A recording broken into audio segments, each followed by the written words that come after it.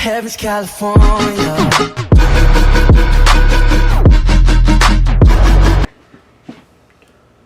Sorry guys, if you notice that I'm fixing my hair at the start of every video, I'm not trying to look hot, I'm just trying to like fix my messy ass hair.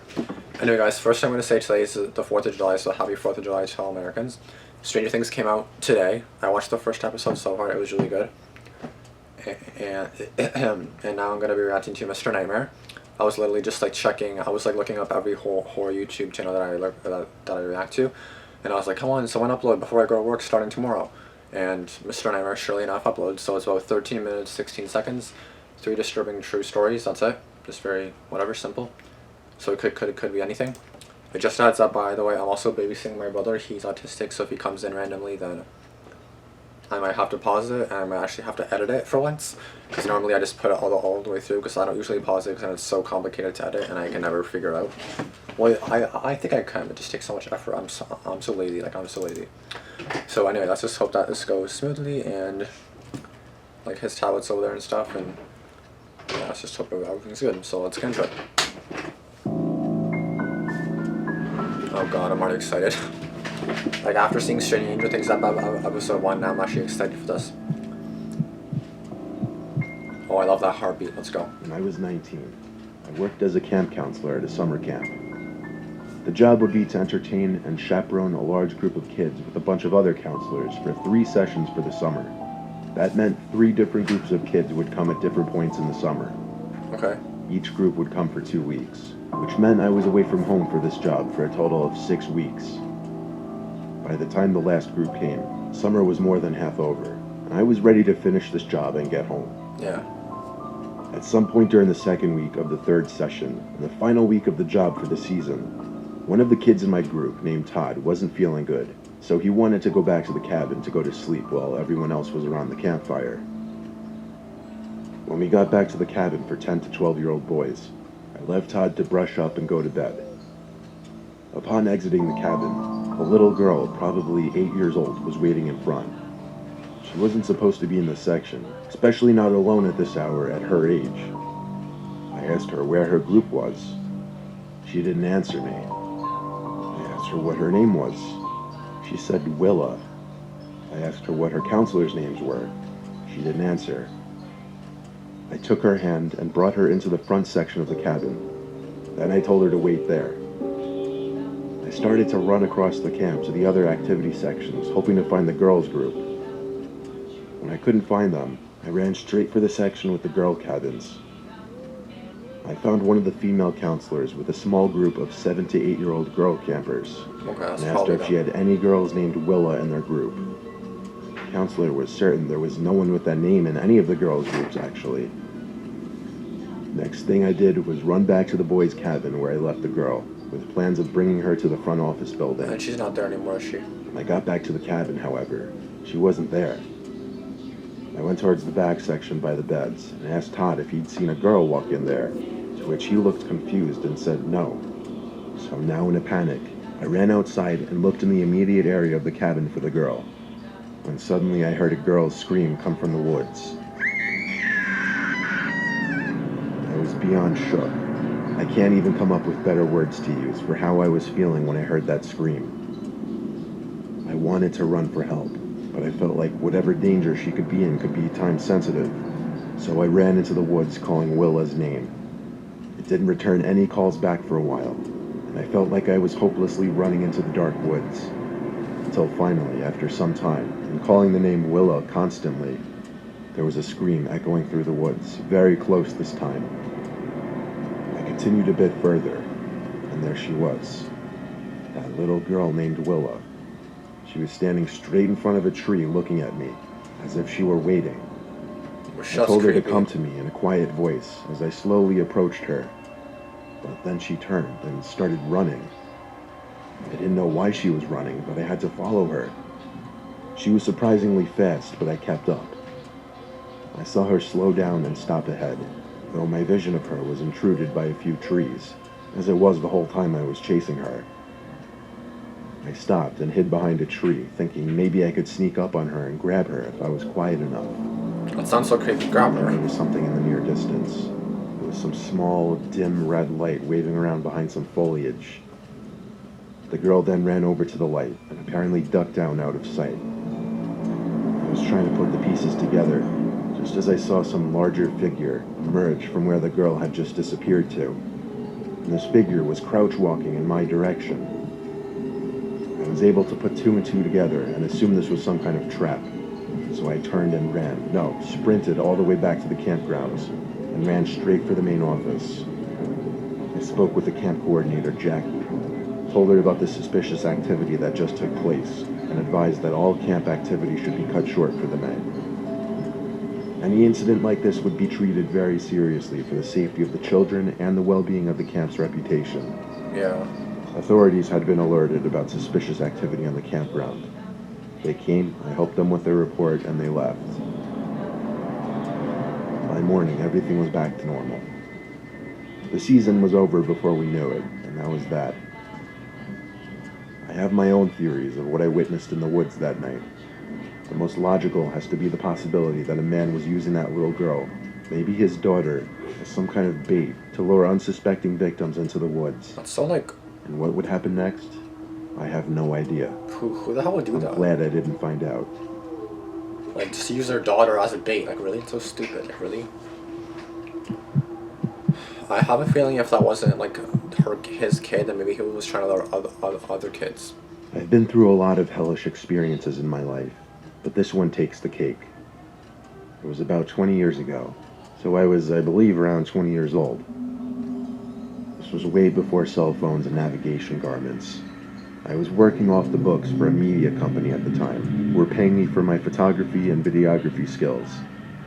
I had all of the top quality video equipment for the time, which held to today's standards would be like comparing a Nokia to an iPhone. I was being paid to go out into the wilderness and record hours worth of background footage of lakes, trees, etc. So kind of like Pretty I would Nature. use this as stock footage for various documentaries and such. I drove about half an hour to find a good place in rural Maryland to do the shoot. Then I parked my car on a dirt road and hiked for a while, finding a few good shooting locations. Okay. It was good for me to get sunset and nighttime shots as well, as different times of day created different lighting for the videos. When I figured I had enough, I started packing up my copious amounts of equipment and threw my 2 bags over my shoulders and began walking. And walking. And walking. I started to realize I should have reached the dirt road where my car was by now. There came a time when I had to accept it. I was lost. I had absolutely no way of knowing which way was which. I'd done wilderness shoots before, and never had I run into that problem before, but usually I have a compass with me. That's so creepy. Like, Not how... this time. I So kept dark walking and- for so long, it got to the point that I was letting out little cries to myself in stress, wanting nothing more than to just find my car and go home, Yeah. feeling absolutely helpless. Shit, that's terrifying. Like, it's so... Eventually, after many hours, I came across a small building. Many hours? It was an old house that appeared to be abandoned in the middle of the woods, Oh my god. indicated by the vines crawling up the sides of the home, plus the broken glass. Continuing to walk around in the woods in the night was the last thing I wanted to do, and seeking Can you refuge turn from that that made down? more sense. I walked up the wooden stairs to the front door, which seemed to have already been broken in. All I had to do was push it with a bit of force, and I was inside. It was next to pitch black in there, and every step I took, I felt like I was stepping on rubble or trash. I did, however, manage to find the bedroom of the house, which still had a bed in it, mind you, probably a filthy bed at that, but it beat sleeping in the woods or hiking around any longer in the dark. I shut the door and plopped my stuff on the floor and arranged one of my bags to act as a cushion between me and the actual bed itself. Oh god, you're gonna sleep there? I tried my best to fall asleep in this dark, abandoned, foreign location in the middle of the woods. Not a good idea at It all. was surreal, and it was scary. The window in the room was broken, so I could hear the wind and bugs outside. Anybody Over that, or anything can It come was the in. slightest, and I mean slightest little creak from a few feet away from the bed across this tiny bedroom. I looked up, and even though it was dark, I could vaguely see a closet door in the corner. It was moving. It had to be the dread. It had to be. It's not. I was letting my paranoia get the better of me in this freakish situation. But then, over the sound of the bugs and wind, I heard something from inside the room now. It was a gurgling type sound, like a throat noise. I looked at the closet again. Something was coming out from the darkness of the closet. I got up to grab my stuff off the ground. Within arm's reach now, I was staring at someone else in this room in this abandoned house in the middle of the forest. Here's my description of what I saw in the brief moments I was staring at this person. Alright guys, sorry about that. So I just gave him like earphones and stuff just so you don't have to hear the music. I apologize if you did hear the music like through the video. I was trying to find headphones before, but I couldn't find them until now. So let's see if I can actually successfully edit this for the first time after pausing it. I guess I never pause it. Let's see if I can do this. I saw a man wearing a woman's wig with some kind of makeup on his face.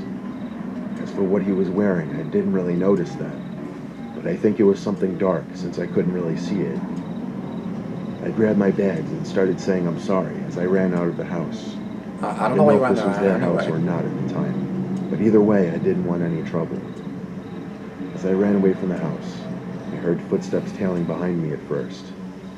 I think this is when the adrenaline really kicked in, and I suddenly had this insane amount of energy to keep running until I felt I had escaped. Boot it. And even after that, I kept running, hopping over logs and rocks and twigs, trying to find a road, any road, with the logic that there's only so much forest left in this state, I'd have to run into a road eventually.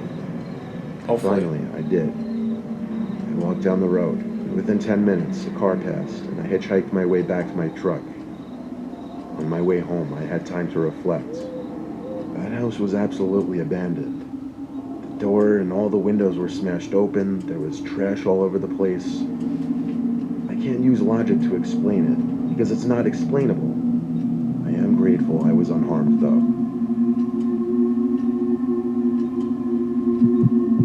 That is kind of scary, though, not gonna lie. Like, it's like, don't go in an abandoned house. Just don't. My apartment complex sits in a pretty safe neighborhood, so I guess I'm naturally less on guard as far as break-ins and whatever. There was this one night I'd gotten home late from a bar with friends, and though I wasn't very drunk anymore, I was definitely still tipsy. To give a little context on my apartment layout, it's on the ground level and has two doors, a front and back. As I entered, I was in the living room, greeted by my dog Chester. Then I passed the living room to walk down a tiny hallway to my room. Chester followed, though he was acting a little weird. I jumped right into bed. I was exhausted. I fell asleep in minutes, and the next thing I remember is waking up to growling. The dog sees I someone looked in at the house or Chester, who something. was standing up on my bed, looking at the far corner of the room. I sat up to see what he was looking at, but it was too dark. I had to flip on the lamp. That's when I noticed that he was looking at the closet door, which was cracked open just barely. Right away, I felt a pain in my stomach as I feared the worst. I lightly tapped him to get him to shut up for a second, and he looked at me and went silent. I got out from the bed as he watched me tiptoe closer to the closet. If someone was in there, I had to be ready to defend myself. So, instead of opening that door right then and there, I hurried to the kitchen to get a knife. Chester followed me. When I got back into my room, I don't know where it came from. I had a huge bout of confidence overcome me, and I rushed open the closet door fully. Oh shit. I was shocked, but also relieved to see no one inside. I called Chester an idiot as I went back to the kitchen to put the knife away. Don't I call got me back an into idiot the yet. room. Don't I do saw it yet. Chester looking under my bed, growling again. Oh I bent god. down to take a look, and there was a man hiding under my bed. We made eye Idiot, contact huh? for a second, Yep. and then I grabbed Chester and ran outside to knock on the neighboring apartment's door. My neighbor opened in his pajamas, and I begged him to let me in after explaining that someone was in my apartment. He let me in immediately and let me use his phone to call the police. The intruder wasn't in the apartment anymore by the time the police came and searched the place. Of course. If it weren't for my tiny little chihuahua who couldn't harm a fly, I may not have come out of this in one piece. So, yeah, so obviously, like, these stories were, like, a mixture of, like, they're all kind of, like, because, like, the first one I would say is kind of, like, a camping story. The second one, I think it was just, like, a forest story, something like that. And this one was just, like, a breaking in story maybe. So yeah, it's just kind of like all the variety. So yeah, that's it. But I'm just like really hoping that I can edit that, and you guys are probably thinking you're being so dramatic. But like for me, I never really edit like that much. Like I don't really put that much stuff. Like I don't really edit that much. So like I know how to edit, but like it's just so complicated for me sometimes. It's just like oh. But anyway, guys, I hope you guys did like this video. Once again, if you guys are still watching at this point, you're great. But tomorrow I work 2:30 to 10:30, so tomorrow I'm probably not going to upload any videos. Saturday, 11:30 a.m. to 7:30 p.m. So if anything, I'll upload some Saturday evening, but probably not many because I have to go to bed the next day because I work Sunday 9 a.m. to 8:30 p.m. 11.5 hours. No, it's not scheduled. I was just asked to, so I was like, sure. I was off for a week, so I might as well get the extra hours. So yeah, I'm gonna be pretty busy this weekend. Not gonna be a fun not gonna be a fun weekend at all. But so just saying, Friday, Saturday, Sunday, starting tomorrow, probably not gonna be a lot of videos. So that's why I'm hoping a lot of videos are uploaded today, just so I can do them today. And yeah, I hope you guys will, yeah, because I'm talking too fast. I can't even talk. I'm going out later, so I don't know if like yeah. Yeah, once again, happy 4th of July to my American viewers. And yeah, hope you guys enjoyed, and that's basically it. So have a good day. I never say that, but thanks for watching, and peace out.